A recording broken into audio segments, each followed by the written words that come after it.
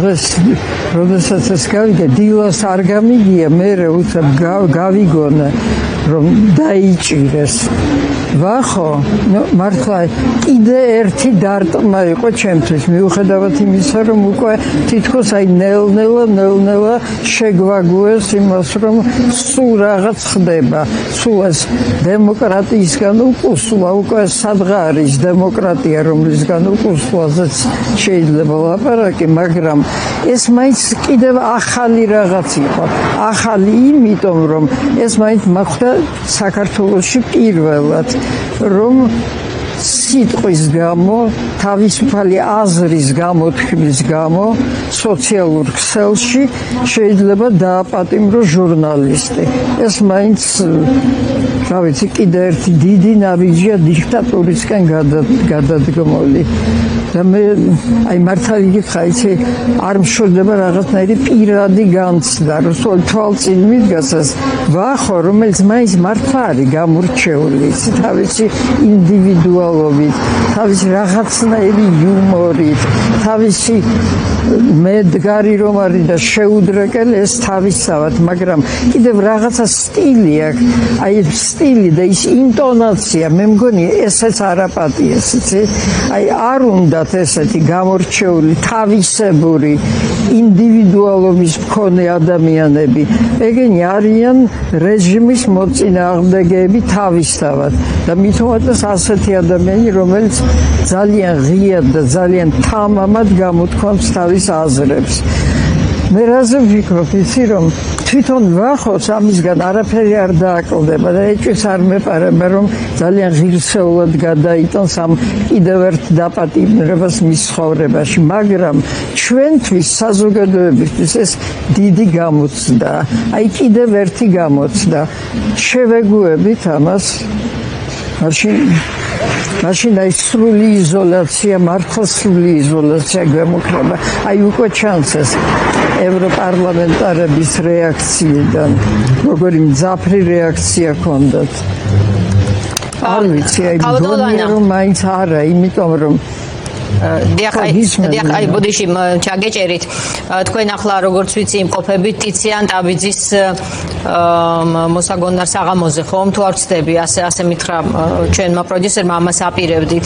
რაღაცა მესმის, რომ გადაჭარბებულია შესაძლოა 27 წელთან პირდაპირ მნიშვნელობით შედარება აი ამ რეპრესიული სისტემის, რაც ჩვენ მივიღეთ როგორც შედეგი 21 საუკუნის რუსული საბჭოთა მენტალური რაღაცა გამოვლინებების და პირდაპირ რუსეთზე დამოკიდებულების. თუმცა მაინც მინდა გკითხოთ, თქვენ ძალიან კარგად იცით ეს პერიოდი. შესაძლოა ჩვენზე ხო ვინც გვიყურებს, მათ შორისაც ერთ-ერთი ხართ მათ შორის, ვინც ყველაზე კარგად და საკუთარ თავზეც იწვნია ხომ ეს ყველაფერი. მაინტერესებს პარალელი შეიძლება გასული საუკუნის 30-იან წლებთან? ხო, იცი რა, ნინო, ხო, მესმის რომ განცდა, რა თქმა უნდა, ჩნდება. მე პირადად მგონია, რომ ძალიან შორს არის იმისგან, რატო, იცი, ახლა გეტყვი, ჯერ ერთი იმიტომ, რომ ის იყო მართლა უძლიერესი მონსტრი, დიდი სისტემა, მართლა ყველანაირად გამაგრებული, რომელიც ებრძოდა პირადად ადამიანს, პიროვნებას და თრგუნავდა მას ყველანაირად და საყოველთაო შიში იყო. ეს ისეთი შიში კი არა, როგორც ახლა ცალკეულ პიროვნებებს შეიძლება აქვს, არა, საყოველთაო, აი აბსოლუტურად დათრგუნული იყო მთელი საზოგადოება. ყველა გმირებიც კი არ ჩნდებოდნენ ამ საზოგადოებაში მაშინ. ეს სულ სხვა რამე იყო, თან აბსოლუტური უიმედობა იყო, აი სრული კატასტროფული უიმედობა 27 წელთან შედარებით. მით უმეტეს, რომ სახლიდან გაყვანა ადამიანები სრულდებოდა იმით, რომ ისინი საერთოდ აღარ ბრუნდებოდნენ და მათი დიდი უმრავლესობა უბრალოდ ეს ძალიან კარგია, რომ ჩვენ შორს ვართ ამისგან, უბრალოდ უბრალოდ გზა რაღაცნაირად ქცევის მოდელი ეს არის სასურველი შესაძლოა შედეგი, რასაც ივანიშვილი ესწრაფებს, თუმცა ვერ ახერხებს, ხომ? აი მე მაინტერესებს თქვენ უკვე თქვით რომ ვახოს ამით არაფერი დააკლდება, ხომ? რა აკლდება რეჟიმს? არის თუ არა ეს რეჟიმის კიდევ ერთი სისუსტე? თქვენ პირველ რიგში როცა ადარებდით, ხომ, საბჭოთა აი ამ რეპრესიულ სისტემას თქვით რომ ისინი ძლიერები იყვნენ. ანუ მაინც მიგაჩნიათ რომ ესენი რაღაცნაირად კვაზი, რაღაცნაირად მოდელი აქვს მათი ისეთი. კი ბატონო, მე უბრალოდ მინდა გკითხოთ ის რომ რა აკლდება რეჟიმს მსგავსი ქმედებებით, რა საჩვენებს ის, არის თუ არა ეს უდიდესი სისუსტე მისი?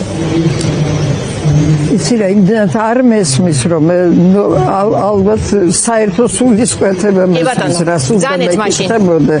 მე ვიტყვი იმას რომ აი რა უპირისპირდება ნამდვილად აი ასეთ გამოვლინებებს მართლა ძალიან უკვე არ ვიცი დიქტატორულია თუ ავტორიტარულია ეს უკვე აღარ ვიცი ეს და სპეციალისტებმა თქვან მაგრამ რა უპირისპირდება ამას ნამდვილად ეს არის სოლიდარობის განცდა აი სოლიდარობა რომელიც გონია რომ მაინც საკმაოდ ძლიერია ჩვენ საზოგადოებაში იმდენი საოცარი გამოვლინება ვნახეთ ამ სოლიდარობის და იმის იმედი მაქვს რომ თანდათან აი რაც უფრო ძლიერი იქნება წნეხი საზოგადოებაზე მე იმედი მაქვს რომ კი არ დაიშლება საზოგადოება და შიში კი არ გადაძლევს ყველაფერს არამედ პირიქით აი გაძლიერდება ეს განცდა იმისა რომ მე მარტო არა ვარ რომ აი გვერდით არის მეორე ადამიანი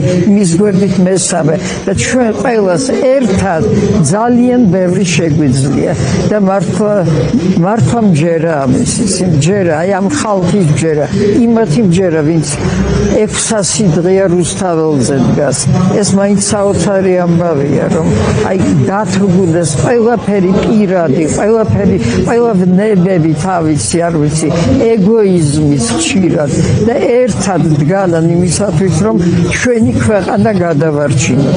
იმიტომ რომ თუ რამის ეშინია რეჟიმს, ეს არის თავისუფალი სიტყვის, თავისუფალი აზრის და ერთად შეკრებილი თავისუფალი ადამიანების. აი ამის მგონია რომ დავდგებით ერთად მართლა და ყველაფერს გავუძლეთ არ შევეგუებით და მივალთ იქამდე რომ გავხდებით დიდი დემოკრატიული თანამედროვე ცივილური ერთობის წევრი, ანუ ევროკავშირის წევრი. ქალბატონ ლანა, რა არის რეჟიმის ლოგიკური პერსპექტივა? ეს არის ჩემი ბოლო კითხვა. რა არის რეჟიმის ივანიშვილის ლოგიკური პერსპექტივა, მომავალი? ხო, ნუ აი რა არის მე მაინც მგონია რომ ძალიან მყიფე არის ეს რეჟიმი, ასე მგონია, რატომ იცი? ჯერ ერთი მას არ აქვს სოლიდური ბაზა მატერიალური, ნამდვილად არ აქვს. მაგრამ გარდა ამის არ აქვს იდეა. ყველა დიქტატორულ რეჟიმსაც აქვს იდეა. არ ვიცი, მაგალითად პუტინი რო გაიცნო თავის პირველი დაძახილ კრიმნაშ, აი ყირიმი ჩვენია, ეს იყო მართლა იდეა, რომელსაც გაერთიანდა მთელი რუსეთი. მერე რუსული მიწების გაერთიანება, მეორე დიდი იდეა. ამათ იდეა არ აქვს და აქეთა მხარეს არის ნამდვილი იდეა საქართველოს დამოუკიდებლობის, თავისუფლების, დემოკრატიულობის, ადამიანის უფლებების დაცვის და იმის რომ ყველაფრის ცენტრში მაინც ყოველთვის პიროვნება და რომ აი ამ თავისუფალი და დემოკრატიის პრინციპებზე დამყარებული საზოგადოება ყველანაირ რეჟიმს დაამარცხებს. აი ეს მგონია ბოლო ამ რეჟიმის. დიდი მადლობა.